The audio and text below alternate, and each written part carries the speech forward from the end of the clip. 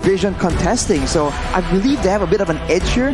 But as you mentioned, both teams, they just seem very, very intent on just diving towards each other. Well, I gotta say, you know, with RRQ Akira here, they definitely have the tools they need. But I think the biggest thing, again, is that Martis pick, right? How do you utilize that? You're going to be able to dodge a lot of CC here. And then can you also utilize the Kaja pick? Because we've seen games where that struggled as well. But that's going to be it for the draft as we load up into the land of Dawn. Ladies and gentlemen, the last day of the group stages. RRQ Akira versus S11 Gaming. Oh, you can already see the group up from both of the teams, right? They're just swapping sides right now as both teams, again, are just looking to just help their junglers get the buffs normally. Both junglers opting to go for the purple buff here. Yeah. So it's a very interesting path they're going to take. There's one thing that's very interesting, though, yeah. Papa Dog. Is that it? Is that what I was going to point it out to you, man? Weapon mastery, right? He didn't go for it. He went for high and dry here, which is interesting. What do you think about this? It means that he is going for a lot of 1v1 damage coming in. But of course, on the side of RRQ Akira, they also actually went for the Martis in the EXP lane instead. So both teams, again, going to be very aggressive. But I do think that as far as wave clear goes, RRQ Akira has a bit of a lead with the Beatrix, with the Lunox, as well as the Martis. So I think in the early game, that kind of speed and how you can rotate will be critical in deciding who arrives to the fights first. See, this is why it's so interesting with drafts, because both teams super flex, right? We didn't initially we were like, where's Joy going? She goes in the jungle, okay. Then you have the Kadita in the mid lane not roaming. You have the Cho on the roam, and on the other side, same thing. You actually have the Fredrin in the jungle, right, doing that, and then it was the Martis, who we have seen in the jungle as well often, but he's in the hands of Takashi here, and that matchup alone, Takashi versus Papa Dog, I feel like it's going to be tough for Takashi to get a kill here, whereas Papa Dog could possibly get an early one if he is able to utilize that high and dry emblem. And you can see the team focusing on the bottom side. Already right early on, Takashi though, on the Martis, that's why they actually opted to put the Martis in the XP lane instead of the jungle. And instead they went for Fredrin in the jungle, which is, again, a weird style, because usually we do see the Fredrin get placed into the XP. But now King is already rotating towards that turtle side, going up against Papa Dog, Jawton, and Erwin. As Erwin jumps in with Way of the Dragon, able to actually bring King all the way back with Takashi, looks for a steal. The Divine Judgment comes in onto Jawton, but it's still going to be S11 who takes the turtle. Both teams disengaging, and S11 walk out with the favorable trade.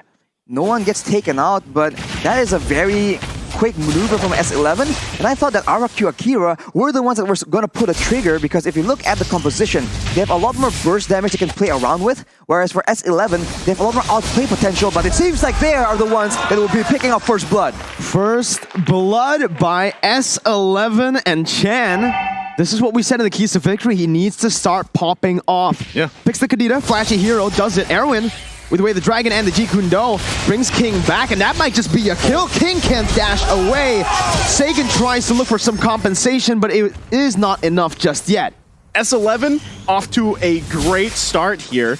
And yes, like you mentioned, right, Kadita, if you can get these early kills, you've got that last worship here. You also have the Petrify, which again has been debated. You know, do you run with the Flaker? Do you have the Petrify? Obviously, a lot of more people would opt for the Petrify for that combination to get out one member from RRQ Akira. But already, is there anything that sticks out to your eye here, Arashi, for the emblems? Of course, we talked about the high and dry already, but we can see actually in the mid lane though, a play happens to interrupt the analysis yet again. This is gonna be a spicy one, boys. They just don't like you, Arashi. They don't want you to talk, bro. I understand. Okay, you understand, right? But Erwin has just been massive here. I mean, I feel like at this point, most Cho games that we've seen have been very valuable, right? Whichever team decides to go with this hero. And it works so well in the roam because, again, you're able to just allow Jotun to go ahead and farm up, right? You don't really have to worry about too much, and then you come and contest those objectives. The next turtle come up here in just a couple seconds. He's going to be in the right situation, but Papa Dog. Ooh, almost getting solo killed by Takashi. And again, this Martis in the XP lane in the matchup up against the Grok is working really well, as Louise is going to be able to find a Divine Judgment. That's the Bennett's Rage coming in as well, as Erwin is able to find the way to Dragon onto Louise. Who gets the turtle? It's Chan who takes it and secures it for his team. Both roamers falling, but again, S11 walk out with the better trade. That's a collateral turtle take from Chan with the rough waves. And S11, they're just doing so much better at abusing the fact that RRQ wants to group together and go for that dive in. Because then they group up for that big combo, and later on Papadog will be in the mix as well. So RRQ, they need to try and spread out a bit, because in the early game at least, they don't really match that burst damage from the Kadira. So they have to wait for some items to come in for that Bandit's Rage like earlier to actually decimate the HP bars of S11. Man, right now, Chan is just, the value on this pick is massive for S11 here. And now the focus on the top side. They're actually going to back off, though. The whole team, both squads here, but Erwin. Almost. Just looking for it, right? Doesn't have the flicker just yet, so he actually stops right there. I do want to talk a little bit about the stakes of the game. If Akira wins this game, guaranteed upper brackets, #1 in the group.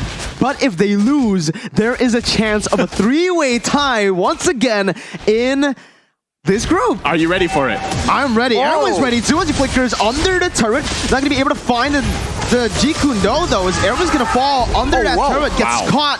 But Sagan falls too. Chan, right now, is popping off. He's doing what the keys to victory tells him to do.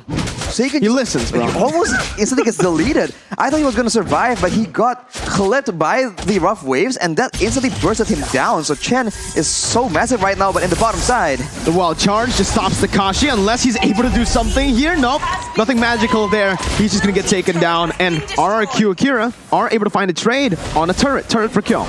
I mean, given the situation that S11 has, RRQ Akira has been finding ways to keep it as close as possible in terms of economy, right? That's best case scenario for them because they're going to have to claw back into this game. Right now, the pace obviously being set by S11. Next turtle's up.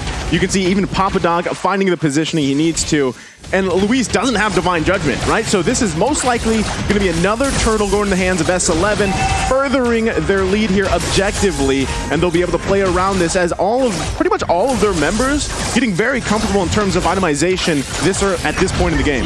This is why it's so difficult when you go for so many late game picks. We saw a similar story from Blacklist, but they are forced to concede so many objectives in the early game, but fortunately for them, they're still able to match these structure takes and even have a bit of a lead. Taking a look at the items right here, Hunter Strike for Takashi means that he can be a lot more aggressive, but Gusta Lagusta with the Blade of Despair will start doing a lot more damage, especially to the squishier members. But of course, once the Lightning Punch from Chen is completed, the already insane burst will get even worse for the side of RRQ Akira.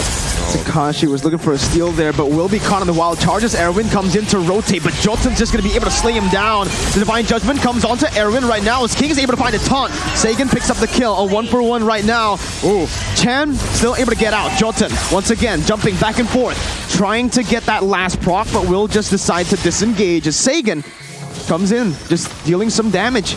And that whole time, Gusta Lagusa almost got taken out on the bottom side by Kai. So, I mean, that's just showing how much of a sort of vacation mode Kai has had. There might be focusing here on the bottom side, but Jotun not even going to let King and Luis get close enough.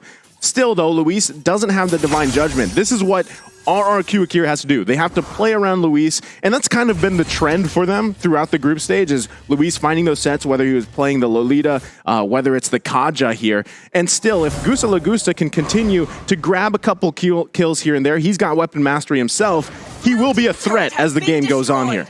Luis, we have seen that he really does do a lot more flashy things when he has AoE crowd control that can set up his whole team for a big fight. But whoa, King! Erwin is able to find that right now, but everybody just collapses. The Petrify is massive by Chan. He finds the Lunox, Sagan's gonna fall, and Luis as well to Kai, who picks up a double. Gusta Lagusta rotates back into the mid lane, but it's a bit late. Takashi is gonna be caught there, jumps in onto the bush, and S11, they've timed that perfectly for the neutral objective to spawn, and that's the Lord. I wonder if RRQ Akira can be considered doing good or bad right now, because they've been losing a lot of fights, but at the same time, they've been able to minimize the goal difference, the structure difference as well. But now with S11 taking that Lord, if they play the macro game properly and manage all three waves at the same time, they have a chance here to, at one fell swoop, just break down multiple turrets from the side of RRQ Akira. Man, Erwin still, just finding these little moments here. We're going to take a look at the replay in just a second, presented by TikTok here. Look at that, right? This is what we call the TikTok play in the Philippines. Comes in with that combination and doesn't die. Like, he's able to survive as well. And then the double there from Kai. That is a massive value here for S11. What? Hey, yo, what happened? Chan just got caught, and Jotun's looking for that ambush. Luis is going to be taken low. He doesn't have the divine judgment, and Jotun's just going to be able to walk him down. Takashi on the back, forced to flicker out very low. Jotun gets traded back as Gusta Lagusta picks up a mega kill. But man, it's just action everywhere, and they don't stop. They're still going. Sagan comes in with Wild Charge, will cancel that damage out. Erwin jumps in, now bringing him back with Wader Dragon. As Kai is going to be able to actually deal the damage back onto him. But Gusta and King traded back once again, and it's a shutdown over to Gusta. Oh, man. This is a tough situation here because multiple shutdowns were picked up by Gusta Lagusta in that fight. Look at the damage right now. Okay. Out of nowhere, he is 6-0. Okay. The Beatrix does damage. Right. What was wrong with all the other Beatrixes at M4? What's with the win rate? Yeah. Well, he's 6-0. It's Gusta Lagusta, man. He's 6-0. He has the weapon mastery. And just a couple minutes ago, we were like, at one point, Gusta Lagusta, if he can continue to farm up, he is going to be a threat. And this is now. Now we're here, right? This is exactly what we're seeing. They get some more space on the map that they need. They even out the turret situation. But still, S11 is not out of this, right? They still do have quite a bit of control. They've got setups here, but Erwin at this point has to be much more careful in the way that he approaches these. And the same thing, Luis, now that he has Divine Judgment, he's feeling a little bit more confident, especially with Gusta Lagusta popping off at this point. He could find a setup that he wants, and then that's an immediate -1 for S11. It's going to be way harder for S11 to pull off their composition in the later stage of the game, right? They need to use their burst really efficiently towards that back line, and it's Sagan and Gusta. Thing is, Sagan can go invulnerable, and Gusta, the longer the game goes, will have some defensive items, will be a bit harder to catch. Meanwhile, for S11, most of them are open, and most of them can't really, take the prolonged fights here. It's just Kai, but just as I say it, again, Gusta Lagusta, he's dealing a lot towards Papa Dog on that high and dry. See, that's the thing. As we just said, Luis will pull those into Gusta Lagusta, find a kill, but Chan, though, Chan still has the rough waves. Is going to be able to get out of that one. A good snipe over just to poke Erwin down, but RRQ are doing good right now. They've gone the turrets down, and they can actually just wait it out. Play the long game, unless everyone gets caught here, and that's just a legendary picked up by Gusta. That's insane, What man. is Gusta? What? This man's insane. It's such a tough situation right now because Gusta is relatively survivable. Wow, that's a lot of damage, but he has a has clause as well, so he is sustaining a lot in these fights, and later on, Luis can transition from being an engage tool to a peel tool to ensure that Chan or Jotun, anyone who just dies in the back line, can get instantly shut down and destroyed by the damage coming in from the 8-0 right now, Gusta Lagusta. oh, look at Chan. He's looking for a setup here on Gusta if he can find it. Oh my god, Sagan actually reads it out. Chan's still able to dish out the damage, but again, that's where the Lunox comes in handy. I thought I was going to hit, and then he's going to go for Luis on the hunt, though. For the hit. But yeah, Luis is on the hunt.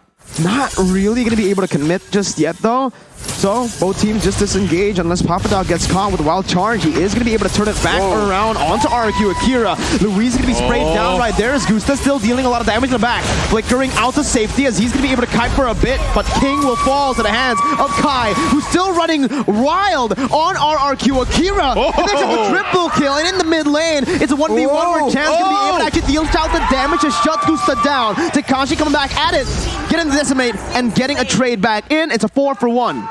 Out of nowhere. That's a 4-for-1 after securing the Lord. Both these teams right now, after taking a Lord, has gotten taken out very decisively. What is going on? RRQ Akira, they stood there with 2 members in that late game in a Lord push situation.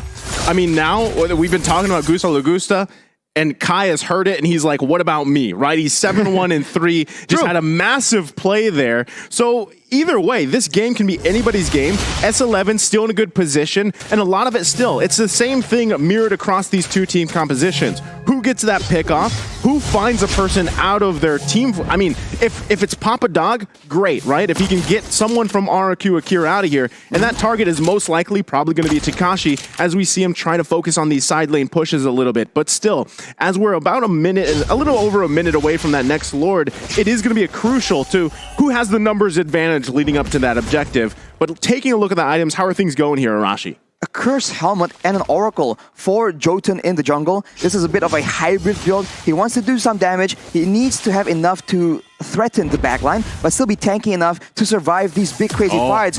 As I'm analyzing, the fight breaks open again, Mirko. That Divine Judgment was massive, finds the member, but Chance to be able to trade it back. Onto Sagan, onto Gusta. Kai is still dashing away. Kai is the way of the dragon. Brings King back, locks him down for Jotun to deal the damage back in. Erwin with the Jikundo knocks him up. It's an upset in the making once again, as it's another 4-for-1. Can they actually push into the base here? It's only Luis.